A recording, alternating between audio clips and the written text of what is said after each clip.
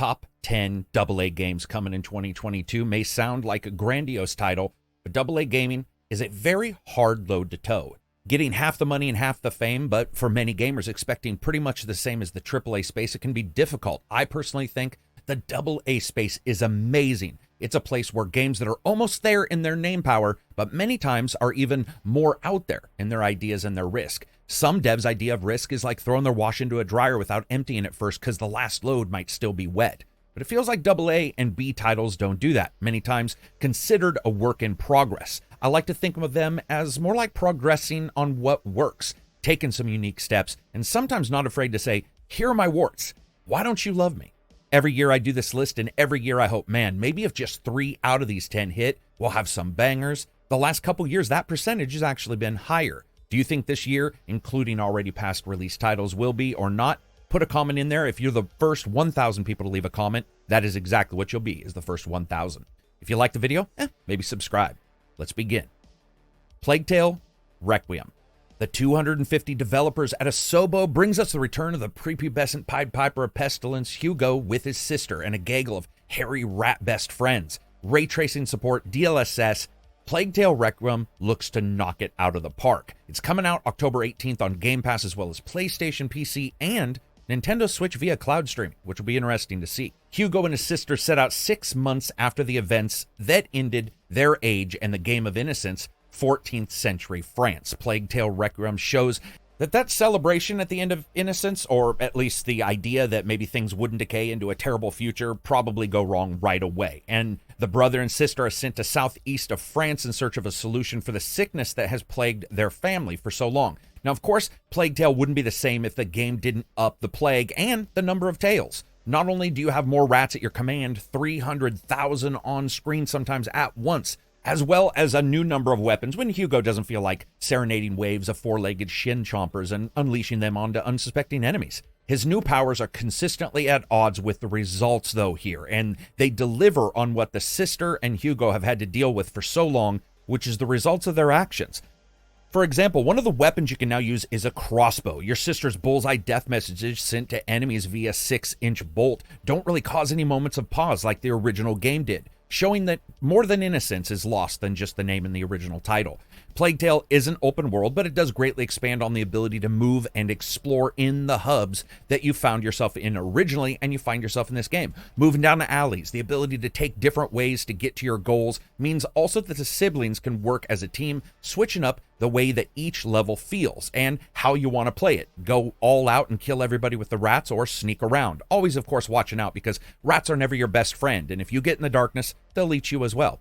Plague Tale was one of the few games that was so good at being AA, some people just sort of gave it a AAA score to more accurately reflect what they thought it delivered. The team's bigger, the tools are better, but the plan is still to deliver the gameplay expected from the original with improvements and a somewhat grander scope for the sequel.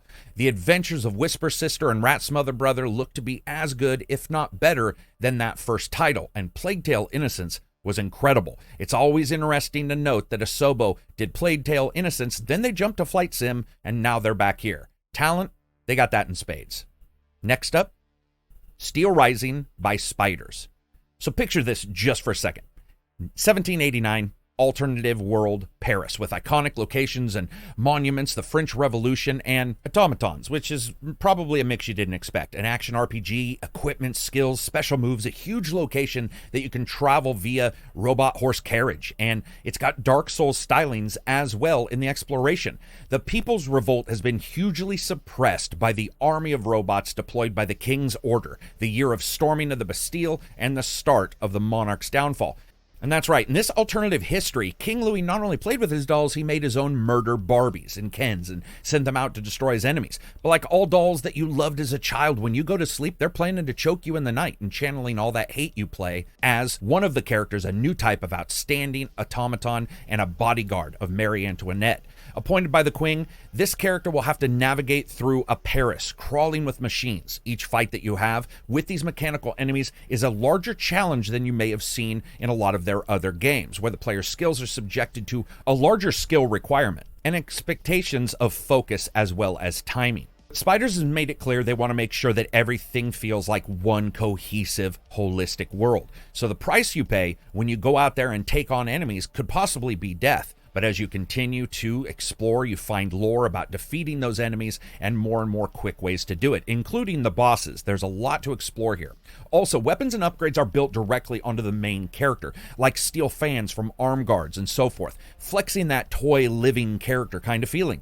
Even just looking at the equipment screens, you can see tons of customization with changes affecting the balance, which is your ability to, of course, withstand hits, as well as the expected stats that you would expect to see in any kind of Dark Souls, Neo, or other style game. Steel Rising is hinging on the unique locations and the alternative fantasy, as well as a more detailed combat system than we've really ever seen from these guys before. Bigger enemies than any of their previous titles have ever dreamed of. Now, spiders have what they sort of call and comment on as spider mark, meaning it always feels like a spider's game. In the past, maybe that doesn't always mean something good, but with spiders stating that the game will also slowly let people learn the mechanics and be accessible as you learn those mechanics and you move around the game and you understand lore, what I'm currently seeing, this might actually fit the bill. Let me tell you why I'm excited for this as well. Spiders is hit and miss, don't get me wrong, but every single one of their titles is original. Even if it's a sequel, they try, sometimes beyond their own abilities, and at times beyond the platform's ability to actually draw out frames. This is one of the first times, though, where it looks like the hardware, even with some dodgy FPS in the trailers, is going to meet the headwear, and we have the accumulation of the years of this dev work finally coming to fruition. Their worlds have always been highly interesting to me, but this new combat system and character, even more so. An open world Paris has been promised before, though.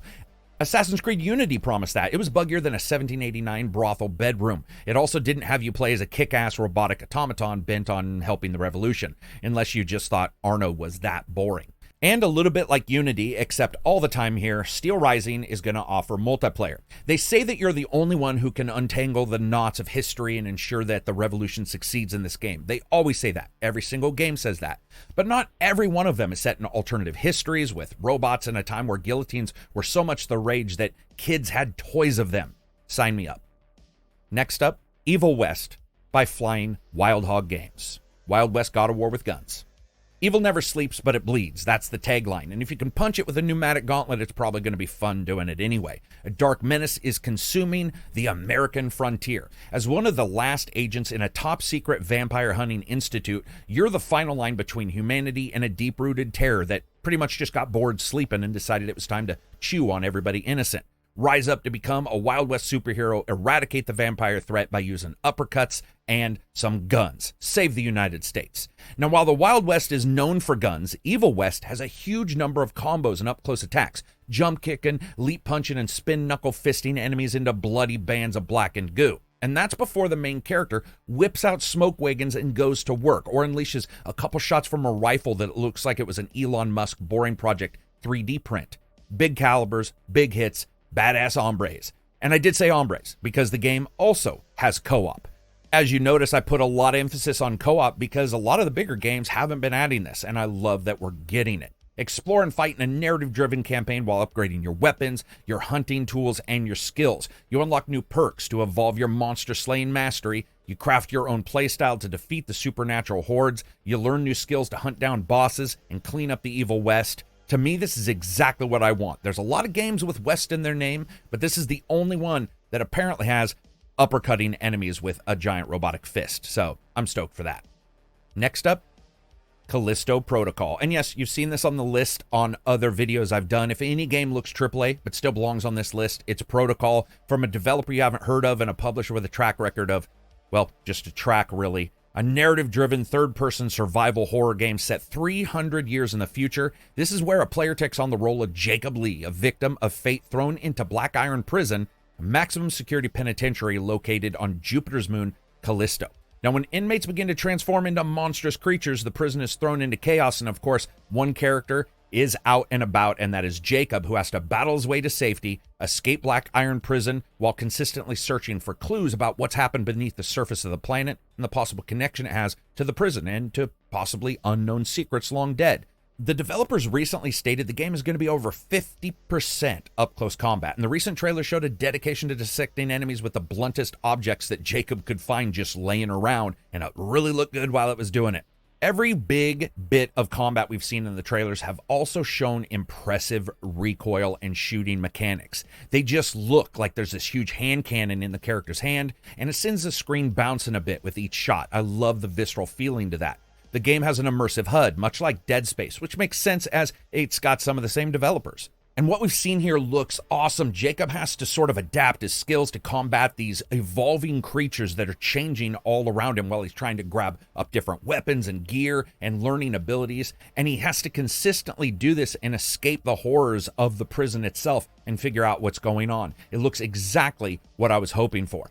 I love the idea of that dual-driven narrative of two solitudes on top of one another. Not only is it on Callisto, out in the middle of the solar system, but it's also on a planetary prison there. That idea of isolation doubled down is something that really excites me. I can't wait to check this out. The game is hitting on all cylinders. Another game that's hitting on all cylinders, Warhammer Darktide. If anyone knows battle systems, it's Fatshark. Vermintide 1 and 2 had their detractors, and they had some issues, but it's difficult to say that their combat wasn't a boilerplate template that many other companies now try to crib from. Visceral, hard-hitting, hilarious at times, mixing multiplayer as well as bot play into Warhammer Old Fantasy was a match made in heaven. But if Vermintide is grimdark Warhammer's version of heaven, then the world of Darktide is probably its version of hell. Take back the city of Tertium from the hordes, diving deep into the angry insect hive of hate in a hive city. And it's up to you and up to 3 friends to weed out the seeds of corruption like farmers killing weeds with flamethrowers. And the best way to dig out crime and corruption is, of course, using the same thing to do it. And that's the rejects. You. Criminals and scum of your own right. You're basically forced by the Inquisition to do their dirty work. And as the devs have stated, possibly raising up in favor with the Inquisition depending on the tasks and missions that you end up doing. A mysterious and sinister new force is seeking out to take control of the entire city. It's up to you and your allies to go down there and figure out what's happening. You can now also create your own characters, and this is a huge step up for me. You've got body styles, hair, scars, voices, origin stories, and more. You can also choose your own class that's sort of connected to that. More about that in just a second. The big jump here, though, is in the gunplay. Gunplay that somehow looks to be as polished as Vermintide's up-close combat. Grenades gooping enemies into wet red slop? Check. Shotguns hammering home hard-ending kills with multi-barrel glory? Check. And of course, laser guns? Check. Okay, maybe not as cool as the rest. Mixing movement and up-close and mass-ranged firepower, Fatshark is aiming to headshot this new game from start to finish. One of the things I loved about Vermintide, though, was the stupid banter, which I was talking about a second ago when it comes to character creation. It could get old, but like friends passing that same joke around, if, of course, those friends were homicidal maniacs covered in the enemy's innards, we all liked it. Fatshark has stated that when you create a character, that banter is actually going to continue, but it's now based on the custom bits that you've chosen. I don't know if it'll be the visuals or just the origin stories themselves. It could be many things. But they've stated clearly they want players to feel like these Inquisitors, or the rejects themselves, know one another, and knowing doesn't always mean loving. One of the best IPs was handed out to the best groups, and that's in the form of Vermintide. I hope the same holds up here, and from every bit of the trailers I've seen for Darktide, we're in for an awesome ride. Speaking of rides, deliver us Mars. So humanity is at greater peril ever in this story. It's in the wake of the Fortuna mission, which was carried out 10 years ago. Mankind's still in dire straits and consistently looking towards Mars for colonization and the possibility of continuing human life. So you embark on this huge trip to help save humanity. Earth's youngest astronaut, Kathy, joins the Zephyr crew after receiving this unexplained distress call from Mars. The mission is to recover the Ark Colony ships kidnapped by the mysterious Outward and bring them back to Earth. It is true. At times, almost everyone feels like a space mystery just has to be set on the moon or Mars, which is funny because their original game was on the moon. I get that. But I guess that's sort of because setting on Jupiter would just be like a couple seconds video of an astronaut being smashed into shit. But it doesn't look like the developers are resting on their laurels. In fact, if you look at the developers' interviews, they've actually set their sights even higher than the original game was, which started at 0. And this is sort of the perfect AA game for me. It's probably going to have no issues not filling every 45 seconds with action, like a Ubisoft title afraid of its own shadow that's stationary occasionally. It's a narrative-bent game, which is going to be okay with a slower, solitary feel. Mystery, solitude, solving what happened after the original missions. A big part of the game here is also, there's no real black and white in the decisions and the story as it plays out. They've made it clear, meaning that while questions are answered and puzzles and mechanics are used to deliver a lot of those answers, they're not always going to be proving that everyone in the game is a hero. It's a great deal about humanity, the decisions we make, as well as family. While a third-person Mars astronaut simulator may not be the most action-packed game idea, you can bet, and even as we've seen from the trailers, it won't have a lack of it. Another point in this title's favor is Sander Van Zanten is doing a huge soundtrack for this, and it appears to be inspired by, Space Odyssey movies, as well as his own unique slant on the game and the atmosphere that we see. So far, what I've gleaned of this game, it looks incredible for a AA title, right exactly where I was expecting, and that feeling of solitude as well as that overarching feeling of mystery and these guys' ability to deliver a story, can't wait. But if you want balls-to-the-walls action, Saints and Sinners Chapter 2, probably going to deliver it. I love Saints and Sinners, and yes, I am aware this is a VR game on the list, even though it's attached to The Walking Dead. It certainly didn't have one of the mainstream title pushes that we've seen for a lot of games, both due to the waning popularity of Walking Dead, as well as being a VR format, but I'm stoked for this. In the sequel to the original game, the devs have promised that it won't just be new types of the same weapons, absolutely new weapons, new ways to engage enemies that Saints and Sinners Chapter 1 didn't have. And yes, I know it's Chapter 1 and Chapter 2, but this has enough changes to basically call it a sequel. You can now also expand your armory with new submachine guns, and you're consistently watching out for item inventory. You notice the weight system coming up. Those are all part and parcel for a good VR title. But the game's also offering a more overarching narrative feel that is both new and at least somewhat connected to the original game. For example, the Axeman returns. This is a character that had a little bit part in Aftershock, I believe, a mysterious post-apocalyptic slasher. You never quite know exactly what's going on with him. It offers a mystery that I think the first game didn't have, and it was no weakling when it came to okay narrative for moving the side stories forward in the original game. But even better, they built up those side quests and the main quest system. There's more in-depth quests, more engaging ones, somewhat adjusting the world as you play, or at least making it feel like you have a bit more impact, including the ability to travel to New Orleans at night, this time letting the players risk everything in their goal for just a little more loot and one more screw to make that shotgun. Yes, it's riskier. The walkers are now out in force after the bells have rung, but it could be quite worth it. And there's less of a restriction there that we saw in the original. And I love the original. It was a blast. It offered hours of gameplay, and it was a very polished VR title when you look at everything that was offered. One of the few that I can actually say, well, really was. Chapter 2 looks the same, and it's the only VR title on this entire list. And here's another title a lot of people probably aren't expecting, but bear with me here. Star Trek Resurgence, an upcoming choice-based adventure title from Dramatic Labs, independent studio. They have some former Telltale workers working for them. But this game looks to be doing something that I'm actually quite interested in. It's a game that's trying to reflect a much closer connection to the original series and movies. Yes, it is slower, much more like a Telltale series of games, with you playing different characters in a series of missions, negotiating, possibly threatening, and hopefully making hot love to some green-skinned alien lady. I hold out hope for the game, though. It's about exploration, learning about the races, puzzling, and really helping the Federation figure out where it is in the universe. The real question, though, with a game like this, and they figure out a way to give the narrative moments a choice and consequence, but also animation, because that's one of the things that Telltale games I thought were pretty good at regardless. I'm a huge fan of letting an IP breathe, and sometimes when you look at particular IPs, they breathe a little too much. For example, the long-lived MMO and the shortly hated 360 game, as well as a couple other excellent PC titles. But where TV shows and the new announced Star Trek 4 show, games aren't getting much love, and I hope that they actually do, and they don't always need to be super combat driven. A game like this that's broken up into sections with different characters that are playable but not actually delivering it to you episodically, you're going to get it all in one final package, sort of speaks to me as a Star Trek fan, and I hope to see this, well, sort of show Star Trek making a resurgence.